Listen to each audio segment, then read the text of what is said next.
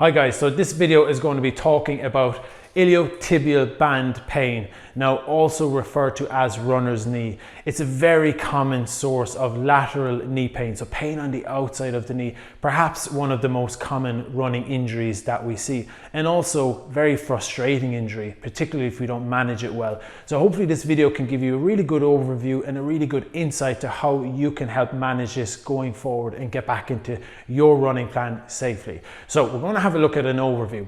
What is this injury? It is pain on the outside of the knee, and what tends to cause it is a compression underneath the IT band onto the bone. So what we have is we have a bit of tissue that is innervated by these nerves that can create pain.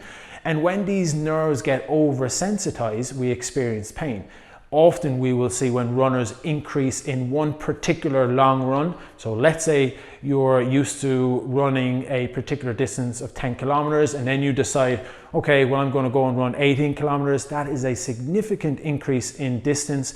And often what we tend to get with that is, if we have some of these risk factors, is pain on the outside of the knee. Now, some of the signs and symptoms that we're going to experience is pain descending stairs particularly. So when you're going downstairs in the morning, you feel pain on the outside of the knee, or pain walking down hills, that can tend to be a very good indication that we're getting iliotibial band pain. Now the iliotibial band runs from the outside of the hip into the side of the knee. It's a really strong structure that provides a lot of support. So I don't want you to think that having this injury is something significant. Structurally, nothing really is wrong in sense of any damage, for want of a better word. So have reassurance that it is something we can manage with the appropriate information and exercise. So what are the common causes of this? Common causes are, as we already mentioned, one, increase in a long run, or also running on uneven camber. So if you're doing some trail running, or else running downhill. So by running downhill and on uneven camber, it can tend to move the knee a little bit, and that creates more stress on the outside of the knee where the IT band inserts into, and that creates that overload where we tend to get this sensitivity.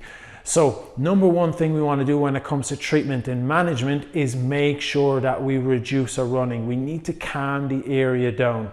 And there's a really useful things that we can do with this injury to help keep our fitness up. So we've already mentioned running downhill on uneven camber is something that it definitely doesn't like. So we want to keep the runs on the flat. We can also look at using a treadmill and bringing the incline to about 2 to 4% gradient.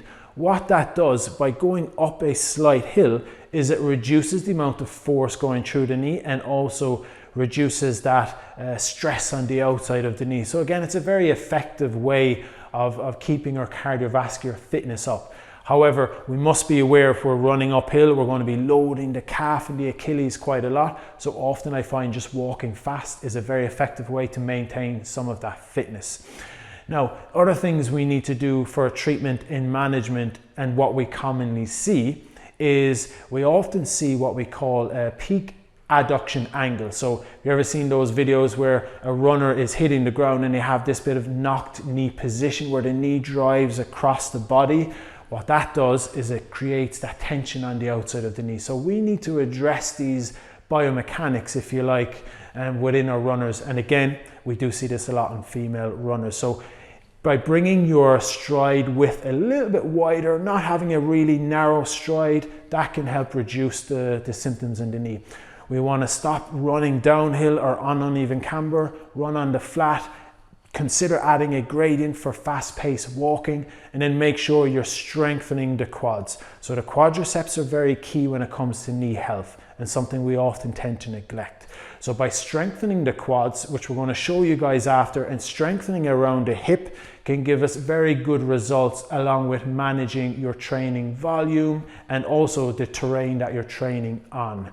So hopefully some of those tips will give you guys some useful information to help you guys manage this effectively and get back into your running safely. And it needs to be a gradual return into hills and uneven camber also.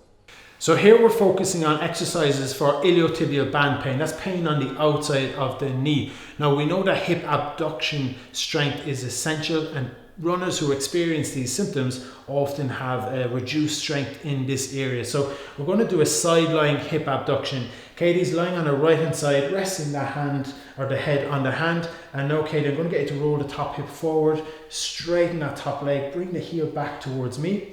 And then you're just going to lift the leg slowly up, back down. And what we're doing here is we're loading that hip abductor, referred to as our glute medius, which we know takes 4 times your body weight when you run. Now, if we have a reduction in strength here, we're going to start loading more into that knee. So it's important that we build strength and capacity here. Good. So Katie's going to do 3 sets of about 12 to 15 reps. And then gradually we're going to expose her to more load. We're going to add an ankle weight. We can also use a resistance band for this. We can do this once a day, but once the load goes up, we want to make sure we just bring the frequency down, that we're recovering in time for the next bout of exercises. So start off once per day, relatively light load, increase the resistance, and then drop your frequency to 3 times per week.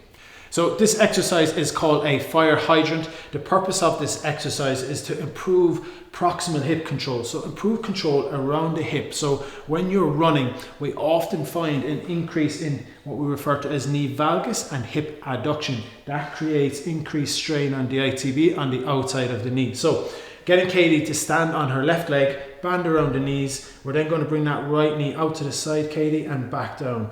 The goal here is that we maintain the same position from the hip to the knee to the foot. And it's training that neuromuscular control, the ability for the hip muscles to work together in synergy when we're running, so that we're able to produce more efficient force throughout the rest of the area and not overloading that knee joint.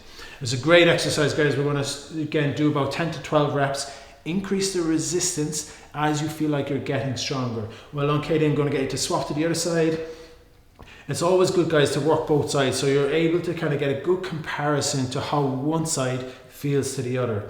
We want them to be relatively symmetrical. Now, we're not all symmetrical. We have asymmetries, but when it comes to running, we want to identify these and address them accordingly.